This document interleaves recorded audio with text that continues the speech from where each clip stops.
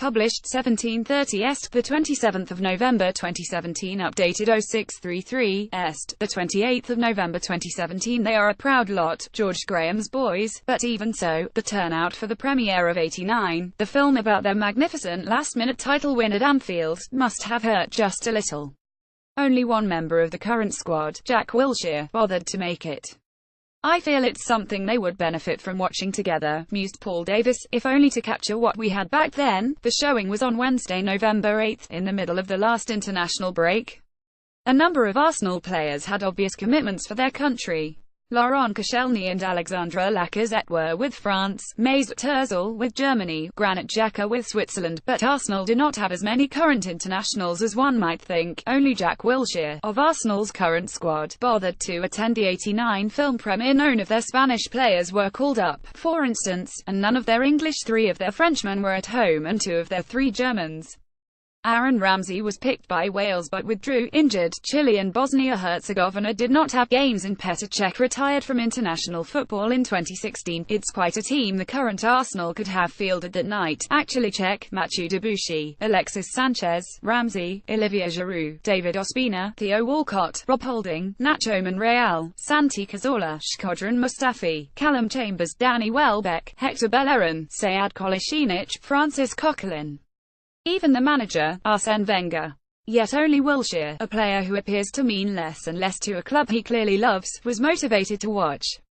It is not as if those who skipped it have too many title winners' medals to their name either, certainly not in this country. As Davis pointed out in Sportsmail's The Verdict, just because an event happened before the Premier League era, it does not make it irrelevant. Yet would a similar occasion at another Premier League club be very different? Most of Arsenal's players would have been available to attend, but only Wilshere showed up. Graham Souness said recently that he doubted whether many of today's players even knew of his career, and he didn't exempt those at Liverpool from that. Increasingly, the team, even managers and coaching staff, are passing through. What a club represents, its past, its famous names, means little to them. When Bill Nicholson died on Saturday, October 23, 2004, Jacques Santini, the Tottenham manager, did not even pay passing tribute to him because he was upset at losing 21 to Bolton. The club press officer pleaded with him to do his duty and attend the post-match press conference because he knew how bad it would look, but Santini would not budge. As floral tributes piled up outside White Hart Lane, he sulked in his office. Jacques is a passionate man, and he is upset at losing, the club official insisted. No, he wasn't. He was an arrogant fool who didn't have a clue about Nicholson and Tottenham, did not respect either, and was sacked within a fortnight anyway, unmourned. Increasingly, in the Premier League era, we are losing our connection to history.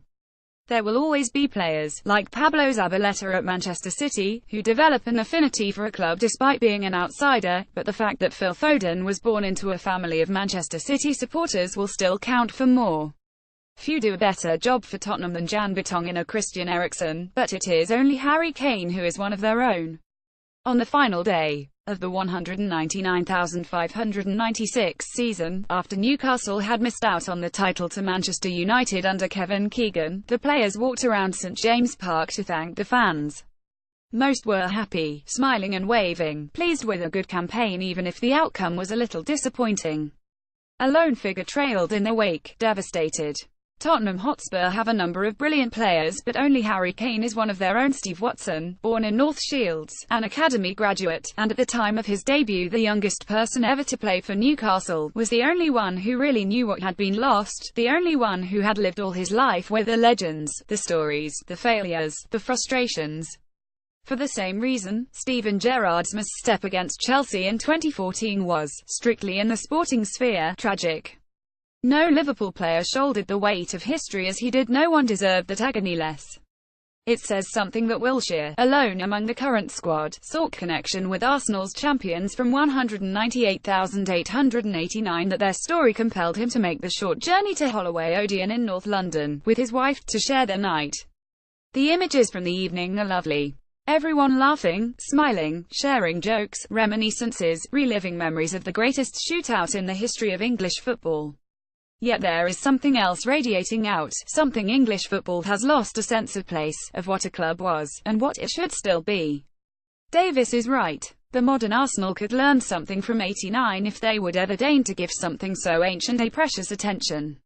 Lukaku owes debt to best pal Jose. Some may think Romelu Lukaku has friends at the FA. His best pal, however, remains Jose Mourinho. When Lukaku scored for fun in his early games at Manchester United, Mourinho insisted his achievements were irrelevant. It was all about team contribution. "There is no pressure for goals from me," he said. Maybe he knew there would be a time, as there is with all strikers, when goals are harder to come by, and he would need to take the focus from Lukaku. That time is now, with one goal, the fourth in a 4-1 win over Newcastle United, since September. Mourinho's view remains consistent. He didn't score, I don't care, he maintained after the 10 win over Brighton. Lukaku's petulant angle with defender Gatan Bong suggests frustration, but Mourinho could not have done more to ease his burden. If Lukaku's place does not survive Zlatan Ibrahimovic's return to full fitness, he cannot say he has not been backed. Jose Mourinho has done everything he can to limit the burden on his striker Romelu Lukaku. Now Aussies even win the media battle Monday morning at the Gabba, before a room full of strangers. Test debutant Cameron Bancroft gave one of the finest, funniest press conferences any of us had ever seen, and he did it without any assistance. No vetting, no handling, no bland media training. Bancroft may have known what was coming, as one half of the Johnny Bairstow headbutt story, but Cricket Australia splendidly took a backseat and let their man tell it his way. Bancroft has little experience of the spotlight and is hardly known as a raconteur, but they trusted him to be open and honest, and to fill in the gaps left by the ECB's version of events. So we were treated to Bancroft's delightfully deadpan description of that evening at the Avenue Bar in Perth, Bairstow in England. Coach Trevor Bayliss had already spoken and left the room none the wiser, so Bancroft came across magnificently. "He just greeted me with a headbutt," he said, still somewhat bemused. "I was expecting a handshake, so it wasn't really the greeting of choice. He connected with my head with a force that made me think, wow, that's a bit weird." Cameron Bancroft gave a brilliant deadpan press conference about the headbutt incident. "It was just really random. A handshake or even a hug, but a headbutt. He certainly says hello to people differently." He later added, "He didn't knock me over. I've actually got the heaviest head in the Western Australia squad, it's been measured. So I took it quite well. It was a good hit. Play on." So, after a test match that confirmed Australia's superiority as a test team, here's something else: they are better at talking, because there is no way a British athlete would be trusted to speak as naturally, as charismatically, as that.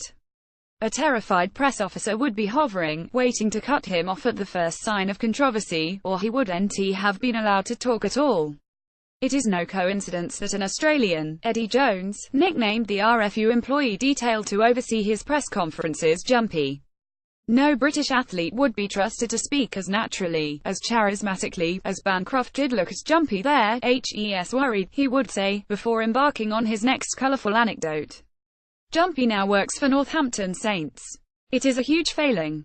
Our players across many sports are trained to be scared, to offer nothing but inane platitudes, and then we wonder why they cannot think for themselves in matches." At St George Park, future football coaches are given media training in which microphones and questions are treated as obstacles to be overcome, rather than opportunities to get your message or personality across. By letting Bancroft be himself, Cricket Australia turned Bairstow and England into figures of mockery. They allowed him to carry the psychological advantage of a 10-wicket victory onto the podium, and simply have more fun with it. Too often in this country we think of athletes as thick. They're not, but they become so when we treat them that way. Rainbow laces send the wrong message. Another Rainbow Laces weekend has passed and we are still no nearer to our first out gay footballer in the men's game.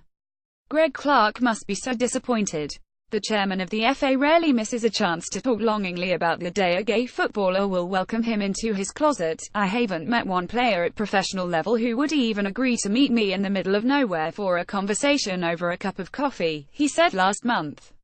Not one. This implies that Clark knows gay footballers and gay footballers know Clark, but for some reason they cannot communicate. Maybe it's because he keeps inviting them to the middle of nowhere for a cup of coffee. Why doesn't he just go to Starbucks? Equally, maybe gay footballers no more want to be defined by something as irrelevant as their sexuality, as straight footballers do. Maybe they don't want to be the gay footballer, always on parade whenever the game needs to gay up its act. Another weekend of rainbow laces has come, and we're no nearer to a first-out male football era. A number of years ago, women in football, and particularly football journalism, were quite rare. At one function, the host started his speech, "Lady and gentlemen." He probably thought he was being funny, or at the very least factual, but the lady in question wanted the ground to open up. Who wants to spend the evening under a neon, flashing arrow, even a metaphorical one? Oh, look, there she is. Maybe the explanation for Clark's failure to find a gay trailblazer was contained in a column by the former Conservative MP Matthew Parris some months ago. Parris, who is gay, wrote of talking to a friend 20 years his junior when the subject turned to pride marches and the modern concept of the gay community. Parris thought his friend would be part of that, having been a teenager as the gay movement found its voice.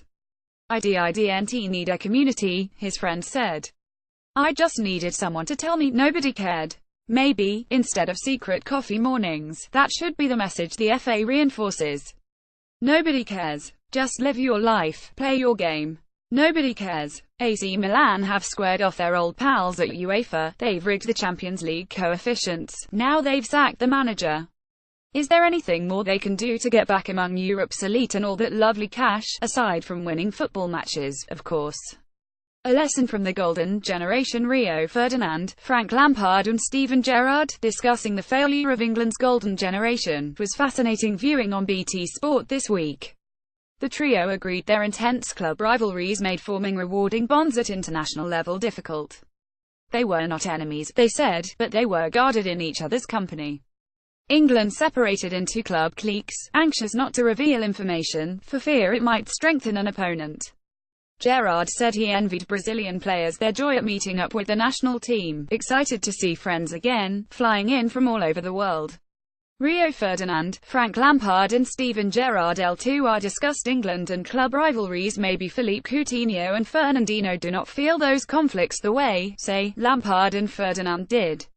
The pair were good friends at West Ham, but as rivals at Chelsea and Manchester United, drifted apart. It could also explain why Gareth Southgate is increasingly willing to place his faith in young players. Of course, there are still club divisions in the England dressing room now, a sizable Tottenham contingent, for instance, another from Manchester United and Manchester City. Yet by picking those who have experienced relative success in age group teams, Southgate will be hoping to bust the cliques. Even Ferdinand, Lampard and Gerrard said they might have felt differently had they had success together from a young age, like players from Spain and Germany. It seems a pity that the foreign managers who held sway over much of the time, Sven-Göran Eriksson and Fabio Capello, knew too little of the English game to see the harm being done, and the one manager who understood, Steve McClaren, lacked the authority to do anything about it.